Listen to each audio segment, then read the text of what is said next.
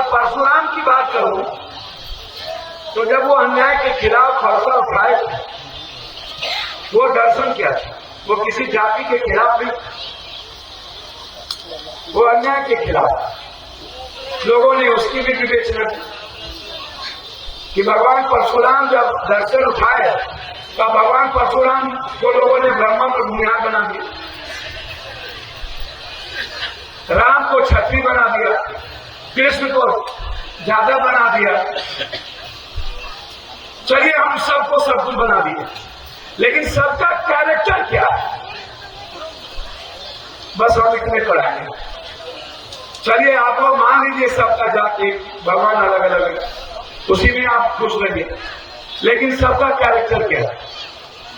शिव का कैरेक्टर मानव कल्याण, कृष्ण का कैरेक्टर अनुयायियों के खिलाफ मानव कल्याण, राम का कैरेक्टर मानव कल्याण, बुद्ध का कैरेक्टर मानव कल्याण, गुरु गोविंद का कैरेक्टर मानव कल्याण, मोहम्मद साहब का कैरेक्टर मानव कल्याण। आप किसी के भी चरित्र को देखिए, किसी के भी चरित्र, और कोई रास्ता उठा के देखिए, नफरत का आधार किसी का नहीं रहा। राम की जो पात्रता थी, और दुनिया में सबसे बड़े राजवंश की कल्पना करेगी, राजा की प्रवृत्ति दुनिया में कब आई? मुगल के पहले कितने राजवंश थे और मुगल के बाद कितने राजवंश? इस हिस्ट्री में भी आप समझाए। जो लोग सीधा गरीबों के साथ मजाक करते हैं, मैं कभी कभी मुझे बड़ा आश्चर्य होता है, भैया आपको कुछ पता रहता नहीं है और आप अलग अलग अवधारणा कर लेते हैं। राम के बारे में जब मैं आपसे एक बात पूछूं, जो लोग राम की बात कभी कभी करते हैं, मुझे आश्चर्य होता है कभी कभी। रामचरितमानस, राम चरित मानस, चरित्र का मतलब होता है एक कैरेक्टर, पप्पू ही यो, एक ऐसा महापुरुष जिसने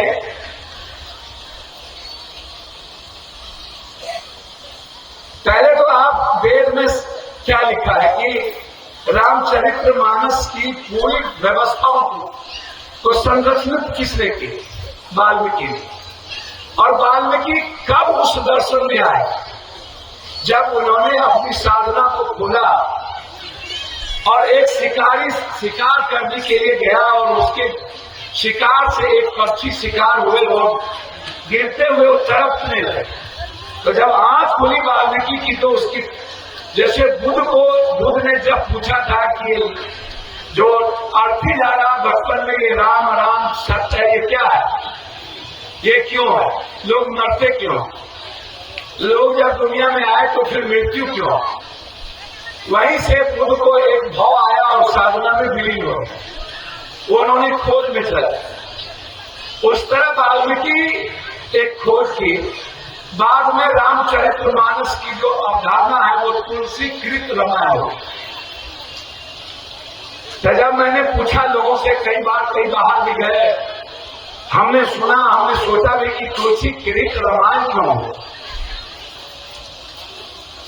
दो तरह की बातें आई अभी तक दुनिया में। एक बात आई कि जिस शब्द में रामचरितमानस लिखा गया वो आम व्यक्ति के लिए अवधारणा समझने की बहुत ज्यादा नहीं थी, जिसको बहुत भवास में दर्शन को नाम निमित्त था उसको बड़ा किया गया। और दूसरा कहा गया कि चूंकि वाल्मीकि जी छोटे जाति से आते थे, नीच थे, और उनके दर्शन में ये सही नहीं था, इसलिए तुलसी जी को लाया गया ताकि रामायण का जो पूरा शाब्दिक भाव हो तुलसीकृत रामायण। तो दो तरह के विचार इस देश में चलते रहते हैं।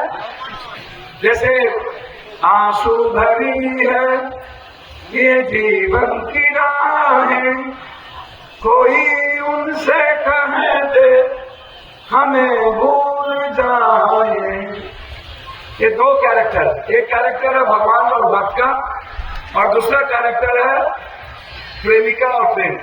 यदि मैं शिव से ही शुरू करता हूं और आता हूं शिव के ठीक, जिसने साधना भी दी, संगीत भी दिया, करदेव भी दिया, आयुर्वेद भी दिया, जीवन जीने की सारी पद्धतियां दी, हमें तांत्रिक साधना भी दिए, हमें एक खूबसूरत मानव बनने का शिव ने एक बड़ा रास्ता दिया, बड़ा विचार दिया, और वहीं से हम धीरे धीरे धीरे धीरे धीरे धीरे मानव जीवन के निर्माण में प्रगति करते चले।